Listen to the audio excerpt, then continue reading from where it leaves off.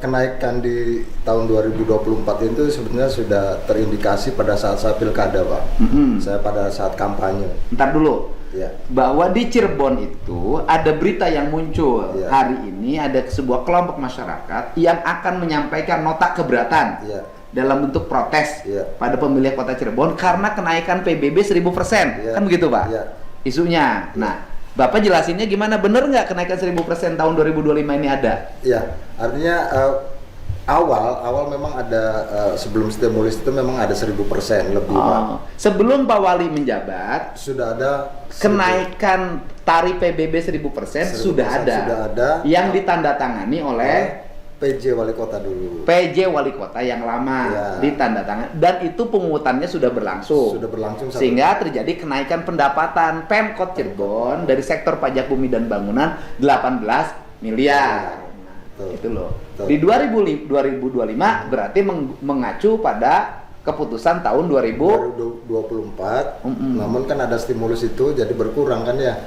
Jadi berkurang jadi hanya 400%. Tapi di 2026 nanti kita rumuskan lagi karena hanya satu, Pak. Kita ngambil yang 0. Daripada bikin keputusan kemudian bingung terhadap tekanan politik, dikasih diskon. Ya, ini tuh. Mending kena dikembalikan aja kayak semula dulu.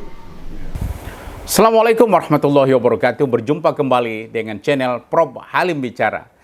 Terima kasih sahabat sekalian sudah berkenan mengunjungi channel Prof Halim Bicara. Semoga ada manfaatnya dan kita senantiasa diberikan kesehatan dan rezeki yang murah. Sahabat sekalian, hari ini kita bicara tentang fenomena dan peristiwa demo dan kemudian protes terhadap pajak yang diawali dari peristiwa Pati. Ternyata sekarang ini sahabat sekalian, Pati Efek merambah ke wilayah lain yang ternyata hampir banyak wilayah termasuk Jombang dan Kota Madia Cirebon ternyata juga diperhatikan atau mendapat sorotan soal pajak. Khusus Cirebon sahabat sekalian, ini ada informasi yang menarik ya. Ternyata ada protes yang cukup lama sebenarnya muncul sejak tahun 2024, yaitu ada dari Yayasan Pelangi Cirebon yang memprotes kenaikan pajak ya, PBB dan retribusi di wilayah Cirebon. Cirebon ternyata ini sudah ada kebijakan kenaikan pajak di masa PJ Bupati atau PJ Wali Kota, yaitu Wali Kota Cirebon. Apa yang terjadi sahabat sekalian? Ternyata prosesnya mereka sudah tempuh dari protes kepada Bupati, PJ Bupati, DPRD, sampai kepada melakukan judicial review terhadap keputusan atau Perda Cirebon, dan akhirnya bahkan menghadap kepada Presiden Prabowo dan juga Kemendagri. Hasilnya sahabat sekalian, paguyuban Pelangi Cirebon tidak mendapatkan apa-apa dan kejelasan sampai sekarang. Maka wajar mereka kecewa. Tapi sahabat sekalian, ada ancaman ya, mereka akan melakukan unjuk rasa besar-besaran di tanggal 11 September 2025. Yang kenaikan di tahun 2024 itu sebenarnya sudah terindikasi pada saat saya pilkada, Pak. Saya pada saat kampanye. Ntar dulu. Ya. Bahwa di Cirebon itu ada berita yang muncul Ya. hari ini, ada sebuah kelompok masyarakat yang akan menyampaikan nota keberatan Ya. dalam bentuk protes Ya. pada pemilih kota Cirebon karena kenaikan PBB 1000%. Ya. Kan begitu, Pak? Ya. Isunya. Nah, Bapak jelasinnya gimana? Bener nggak kenaikan 1000% tahun 2025 ini ada? Ya, artinya awal memang ada sebelum stimulus itu memang ada 1000% lebih, Pak. Sebelum Pak Wali menjabat, Sudah ada kenaikan tarif PBB 1000% sudah ada. Sudah ada. Yang ditandatangani oleh PJ Wali Kota dulu. PJ Wali Kota yang lama, Ya. ditandatangan, dan itu pungutannya sudah berlangsung. Sudah berlangsung Sehingga terjadi kenaikan pendapatan Pemkot Cirebon dari sektor pajak bumi dan bangunan 18 miliar. Betul. Itu loh. Betul. Di 2025 berarti mengacu pada keputusan tahun 2024. Namun kan ada stimulus itu jadi berkurang kan ya. jadi berkurang, jadi hanya 400%. Tapi di 2026 nanti kita rumuskan lagi karena hanya satu, Pak. Kita ngambil yang 0. Daripada bikin keputusan kemudian bingung terhadap tekanan politik, dikasih diskon. Ya, ini turun. Mending kayaknya dikembalikan aja kayak semula dulu. Begitu, Pak. Bapak mau berpihak pada rakyat atau tidak? Kan begitu, Pak. Ini anginnya lagi bagus soalnya. Nah, saya nanya ke Pak Wali, kan pendapatannya juga nggak terlalu gede-gede amat. Iya. Gitu loh. Sikap Pak Wali mau bagaimana? Kan udah jelas. Ini kan ini saya mengantisipasi, Pak. Nih dijelasin nih, di publik udah dijelasin nih bahwa keputusan itu bukan keputusan wali kota baru, tapi Iya. keputusannya adalah PJ wali kota, dan wali kota yang baru berusaha untuk memberikan diskon. Iya. Gitu loh, Pak. Nah, Bapak mau gimana sikapnya? Karena pasti orang nanti besok datang, Pak, pasti desek Bapak. Iya. Kembalikan lagi, pasti gitu, Pak. Sebelum terjadi kerumunan, kan kalau wali kota memberikan keputusan lebih dulu kan lebih bagus. Sahabat sekalian, ini luar biasa saya pikir. Jadi gubernur dalam hal ini Kang Deddy melihat ada fenomena pajak menjadi sorotan daripada masyarakat dan kecenderungan kemungkinan akan ada protes besar-besaran. Kang Deddy tidak tinggal diam. Kang Deddy melakukan koordinasi dan memanggil wali kota Cirebon, Effendi Edo, agar mereka bisa menyelesaikan ini dengan baik. Kang Deddy bertanya dan meminta penjelasan dari wali kota. Tapi sayang sahabat sekalian, wali kotanya ini kayaknya agak lemot ya, agak kurang tegas. Padahal dia sudah menjabat 6 bulan, tetapi persoalan ini dia kurang antisipatif ya. Jadi saya pikir ini adalah agak kepemimpinan yang lamban sehingga orang sempat ya, terutama yang kenaik untuk pembayar pajak ini, mereka sempat mendapatkan ya, pertama informasi yang nggak jelas, kemudian ada yang sempat membayar, bahkan protes-protes mereka ini kurang mendapat respon daripada wali kota. Tapi dengan pertemuan wali kota dan Kang Deddy Mulyani, Gubernur Jawa Barat, ini mendapatkan titik terangnya, yaitu Kang Deddy turun tangan dan meminta agar pajak yang bahkan sampai 1000%, jadi bervariasi, ada yang 150%, ada yang 400%, ada yang sampai 1000%, bahkan ada 1112%. Ini informasi dari Ibu Heta. Jadi kelompok paguyuban Pelangi ini meminta ketegasan itu, tetapi sahabat sekalian, apa yang terjadi ya? Yang terjadi adalah ya wali kotanya sampai sekarang belum bisa memberikan jawaban. Nah, Kang Deddy turun tangan dan dijawab langsung oleh Kang Deddy. Apa kata Kang Deddy? Tunda bahkan batalkan kenaikan pajak ini. Saya setuju, langkah yang luar biasa dari Kang Deddy agar rakyat ya, masyarakat ya, Cirebon tidak disusahkan dengan kenaikan pajak yang tidak masuk akal. Bahkan berdasarkan testimoni dari seorang kakek-kakek yang sudah berumur 80 tahun, nilai pajaknya, rumahnya yang berada di kota Cirebon, yang kita lihat dari bentuknya karena sudah tua mungkin, dia dari 6,5 juta per tahun sekarang menjadi 65 juta. Meskipun kata wali kota Effendi Edo mengatakan ada diskon, ada pengurangan-pengurangan. Saya pikir sikap seperti ini bukan yang diminta oleh rakyat, tetapi adalah kepastian agar rakyat itu fix dia membayar berapa yang seharusnya dibayar sesuai dengan kemampuan dari masyarakat. Sekarang Kang Deddy menyatakan sudah stop masalah pajak ini, dari provinsi akan membantu 15 miliar per tahun dari sektor pajak ini, mengganti sektor pajak ini. Kita harapkan ini adalah kebijakan dari Kang Deddy yang tidak hanya sementara, tetapi ini adalah betul-betul solusi yang terbaik untuk Pemda dan juga solusi terbaik untuk masyarakat, khususnya masyarakat Cirebon. Nah, sahabat sekalian, sekarang bagaimana kita perbandingkan misalnya ya sikap yang dilakukan di daerah lain, khususnya Jawa Tengah.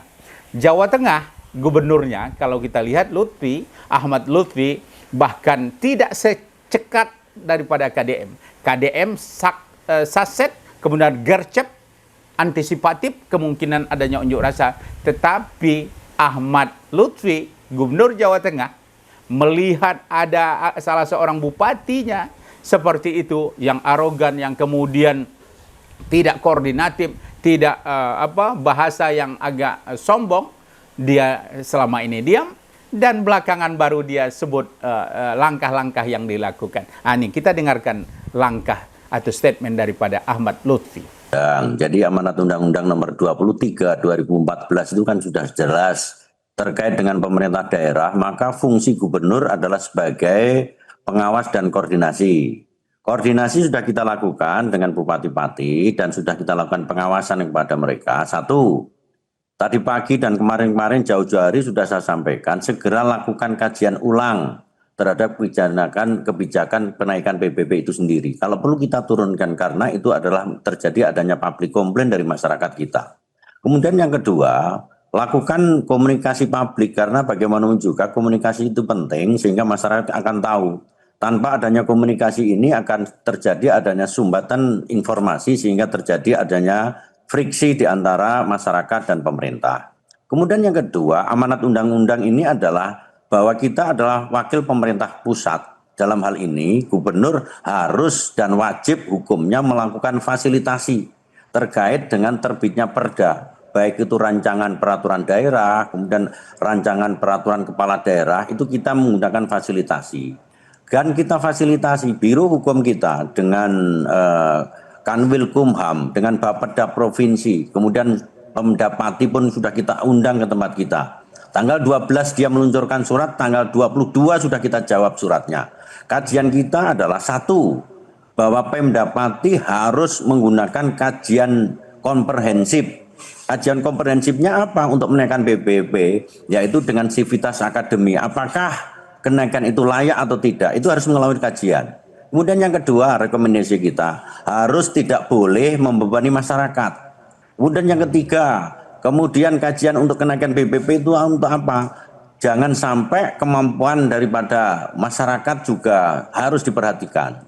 Sahabat sekalian, ini adalah statement yang sangat normatif. Jadi kalau kita bandingkan antara Kang Deddy ini bicaranya secara teoritis paham, secara legal paham, secara politis paham, dan kemudian secara praktis ambil gerak cepat ini dilakukan oleh Kang Deddy.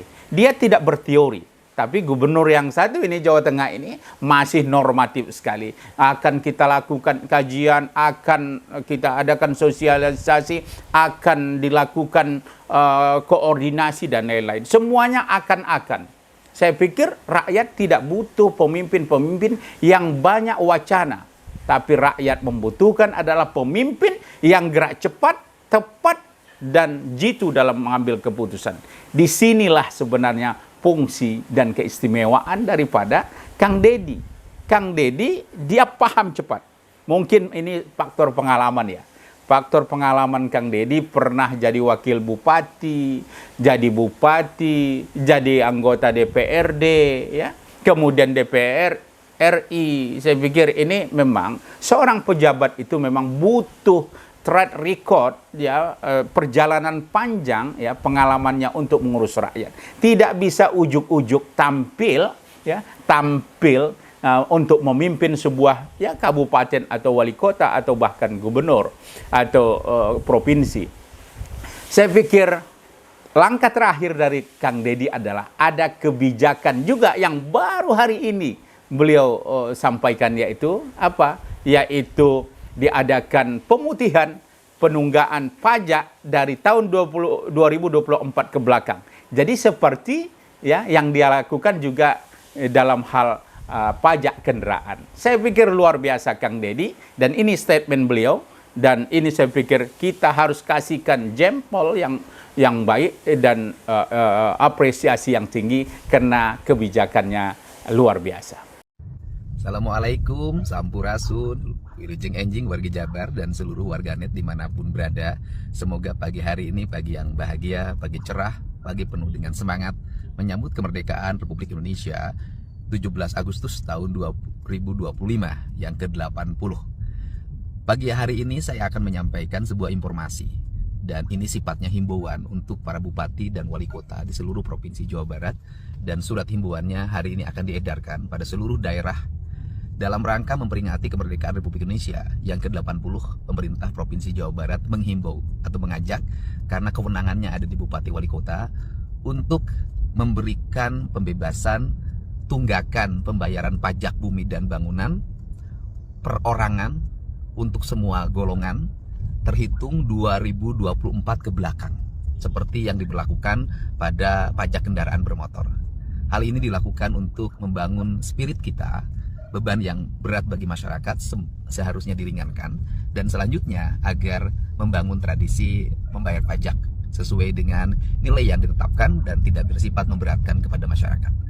Himbauan ini mudah-mudahan bisa diikuti, dan semoga kita semua memiliki spirit yang sama bahwa Provinsi Jawa Barat harus dibangun dengan kesadaran penuh dari seluruh lapisan masyarakat. Masyarakat taat bayar pajak, pemerintah mampu mengelola pajak itu untuk sebesar-besarnya kemakmuran masyarakat itu sendiri. Saya ucapkan terima kasih, salam untuk semuanya. Sahabat sekalian, ini saya pikir pelajaran bagi daerah lain, dan sebuah tidak usah malu untuk studi tiru, studi banding terhadap kepemimpinan Kang Deddy Mulyadi. Kita berdoa Kang Deddy istiqomah untuk membela rakyat, dan khusus wali kota yang ada di kabupaten di bawah Provinsi Jawa Barat, saya pikir jangan lemotlah. Jangan lagi beralasan seperti wali kota Cirebon beralasan saya ini peraturan kan adanya dibuat oleh PJ Bupati. Saya baru 6 bulan. Tidak ada cerita Anda baru, karena ini adalah bukan urusan pribadi, urusan institusi. Harus ada kontinuitasnya, harus ada pertanggungjawaban yang kontinu, tidak terputus satu periode ke periode lain. Dia harus bisa mengcover itu cepat dan merespon persoalan-persoalan ini. Kalaulah saya sebagai bupatinya atau wali kotanya, begitu hari pertama kita evaluasi dulu apa yang menjadi kepentingan rakyat, apa yang menjadi kebutuhan rakyat, apa yang menjadi kesulitan rakyat. Lakukan itu. Ini jauh lebih penting daripada menjaga image, ya, tampil di mana-mana dengan acara-acara yang seremonial yang tidak tentu juga manfaatnya. Jadi saya pikir lakukan gerak cepat sebagaimana yang dilakukan oleh Kang Deddy. Kang Deddy barangkali perlu dijewer itu, ya, bupati-bupati wali kota yang lamban bergerak. Dan saya lihat bupati-bupati yang cepat bergerak ini, saya sebut Bekasi luar biasa juga itu. Kemudian Bogor, Pak Rudi, ya, kemudian Subang. Ini saya pikir ini luar biasa, dan beberapa bupati yang menurut saya ini adalah orang, bahkan kemarin itu ya Luki Hakim. Saya pikir ini juga bupati-bupati yang bisa menjadi pilar penopang untuk kemajuan kepemimpinan daripada program-program dari Kang Deddy Mulyadi. Demikian saja sahabat sekalian, mari maju terus untuk memberikan yang terbaik untuk rakyat, dan kita awasi yang baik dan yang kurang kita berikan masukan-masukan. Demikian saja, jangan lupa sahabat sekalian ya, subscribe, like, share, and comment di channel Prof Halim Bicara. Terima kasih. Assalamualaikum warahmatullahi wabarakatuh.